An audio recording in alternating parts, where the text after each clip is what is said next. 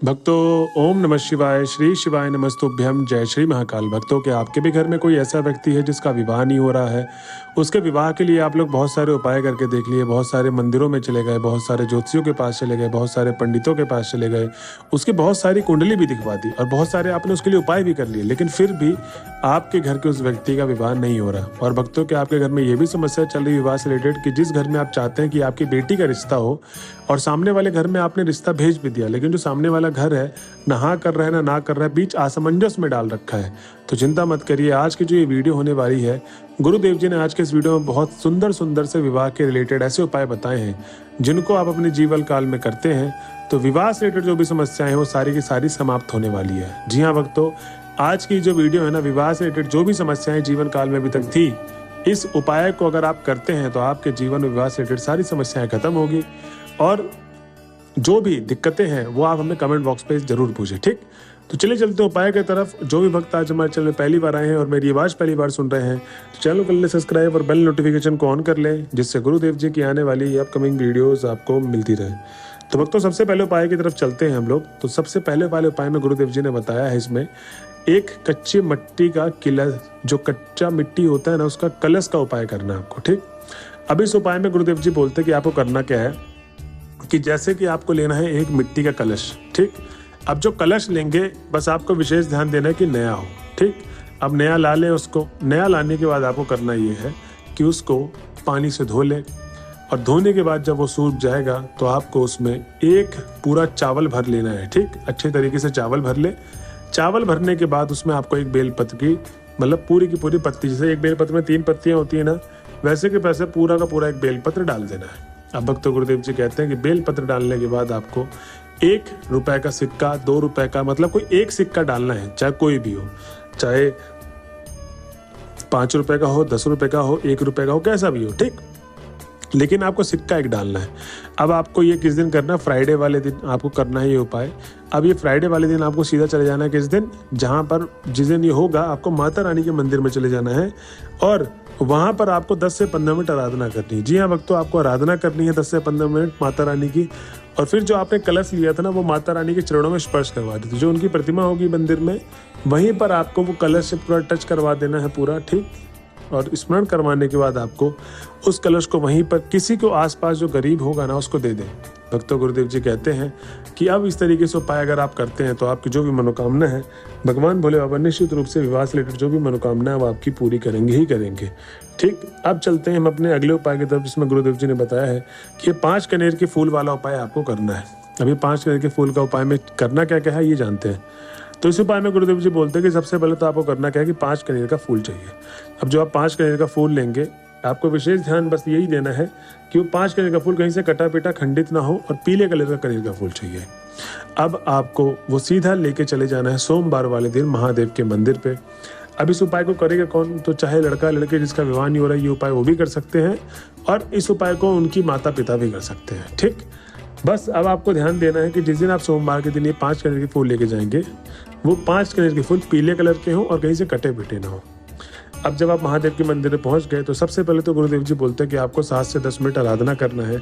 आराधना करने के पश्चात ही उपाय को शुरू करना है। तो आराधना कर ले अच्छे तरीके से महादेव की और अब उपाय करने के लिए आप तैयार हैं। तो इस उपाय में गुरुदेव जी बोलते हैं कि सबसे पहले तो आपको करना ये है कि आपको वो जो 5 कनेर के फूल है ना, वो आपको 5 कनेर के फूल अलग अलग जगह स्थान पे रखने हैं। कहाँ पर रखने? अलग अलग स्थान पे 5 कनेर के फूल। अब सबसे पहला कनेर का फूल आपको जहाँ पर रखना है और जहाँ पर 5वां कनेर का फूल, तो मैं लाइन वाइज जैसे जैसे बताऊंगा ना वैसे ही वैसे आपको क्रमांक वाइज भी रखना है। ये नहीं कि अपने हिसाब से ऊपर नीचे दाएं बाएं कहीं भी रख दो, ठीक। अब जो पहला कनेर का फूल अर्पित करना है आपको लिख ले कहीं पर, नहीं तो।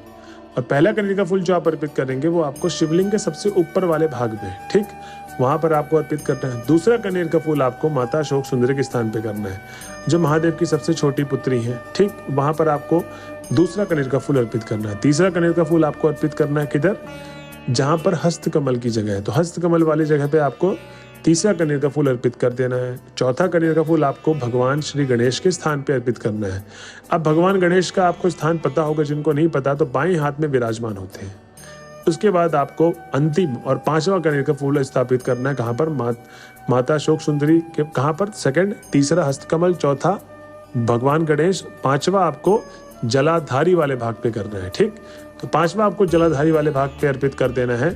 इसी तरीके से क्रमांक वाइज जैसे जैसे मैंने आपको बताया वैसे वैसे आपको पूरा का पूरा कनेर का फूल अर्पित कर देना है। अब जब आप कनेर का फूल अर्पित कर दिए, अब आपको खड़े होकर अपने नाम और गोत्र बोलें अगर वो लड़का लड़की खुद गए हैं, और अगर उनके माता पिता गए हैं उपाय करने के लिए तो अपने बच्चे का नाम और गोत्र बोले। जो भी समस्याएं हैं जीवन काल में विवाह से रिलेटेड, सारी की सारी समस्याएं महादेव को बता दें। आपकी मनोकामना भगवान भोले बाबा निश्चित रूप से पूरी करेंगे ही करेंगे। तो भक्तों, ये था दूसरा उपाय जो आपको विवाह से रिलेटेड उपाय करना है। अब मैं बताने वाला हूँ आपको तीसरा उपाय, जिसको लाखों लोगों ने गुरुदेव जी की कथा से सुना था और लाखों लोगों ने इस उपाय को किया, उनकी मनोकामना पूर्ण हुई है। जी हाँ भक्तों, की मनोकामना पूर्ण हुई है। अब ये उपाय में है क्या? सबसे पहले तो आपको मैं इसका बता दूं कि इस उपाय में आपको करना क्या है। जो लड़का लड़की जिसका विवाह नहीं हो रहा है ना, इस उपाय को वही व्यक्ति कर पाएगा। ठीक, इस चीज को आपको ध्यान से लिख लेना है कि ये उपाय वही व्यक्ति करे जिसका विवाह नहीं हुआ है। अब इस उपाय में चाहिए क्या क्या, सबसे पहले तो आप ये लिख लें। तो जैसे 20 से 30 ग्राम जो खड़ी हल्दी होती है ना, किराने स्टोर में जाएंगे आपको खड़ी हल्दी बोलेंगे, ठीक, तो वो खड़ी हल्दी आपको दे देगा बिना पिसी हुई। आपको 20 से 30 ग्राम खड़ी हल्दी ले लेना, उसको घर पे आके अच्छी तरीके से पीस देना है। अब उसको एक कटोरी में डाल लें और साथ में आपको ले लेना है 1 लोटा जल। अब गुरुदेव जी बोलते हैं कि आपको सोमवार के दिन ही ये उपाय करना है, लेकिन ये करेगा कौन? लड़का ही लड़की, जो भी लड़का लड़की है ना वही उपाय करेंगे, उनके कोई भी परिजन माता पिता नहीं कर सकते। अब आपको सीधा चले जाना महादेव के मंदिर में सोमवार को। जब आप महादेव के मंदिर में पहुंचेंगे तो आपको गुरुदेव जी कहते हैं कि सबसे पहले तो आपको माता शोक सुंदर के स्थान पे 7 बार टीका लगाना है। कितनी बार? 7 बार हल्दी का टीका। तो वो जो हल्दी लेकर गए थे ना गांठ वाली, जिसको पीस के आपने चूरा बना लिया था, पाउडर बना लिया था, उसी हल्दी को गीला कर ले और गीला करने के बाद आपको 7 बिंदी बनानी है माता शोक सुंदरी के स्थान पे। भक्तों, गुरुदेव जी कहते हैं कि माता शोक सुंदरी भगवान भोले बाबा की सबसे छोटी पुत्री है, तो उनको अगर आपने प्रसन्न कर दिया तो आपकी जो भी मांग है, मान्यता है, मनोकामना है, वो भगवान भोले बाबा तक जरूर पहुंचाएंगी और आपको भगवान भोले बाबा जरूर सुनेंगे आपकी बातें और आपकी मनोकामना पूर्ण होगी। तो इस तरीके से आपको कर लेना है। ठीक, अब जब 7 बिंदी आपने बना दी, अब इसका अगला उपाय शुरू होता है कहाँ पर? पीपल के पेड़ के पास। मतलब भक्तों, इस तीसरे वाले उपाय में 2 भाग हैं। ठीक, तो पहले वाले भाग में आपको सिर्फ माता शोक सुंदर के स्थान पर कितनी बिंदी लगानी? 7। अब दूसरे भाग में आपको चले जाना है पीपल के पेड़ के वृक्ष के पास। अब जब आप पीपल के पेड़ के वृक्ष के पास पहुंच गए हैं तो सबसे पहले तो आपको करना ये है कि आपको दोनों हाथों में हल्दी लगानी है। तो जो हल्दी थी ना कटोरी में, उसको थोड़ा और गीला कर ले, लेप बना ले और दोनों हाथों में हल्दी लगा ले। और पीपल के पेड़ में आपको 5 बार अपने दोनों हाथों से छापा लगाना है। कितनी बार? 5 बार छापा लगाना है पीपल के पेड़ से, जो अपने हाथों में लगा रखा है हल्दी।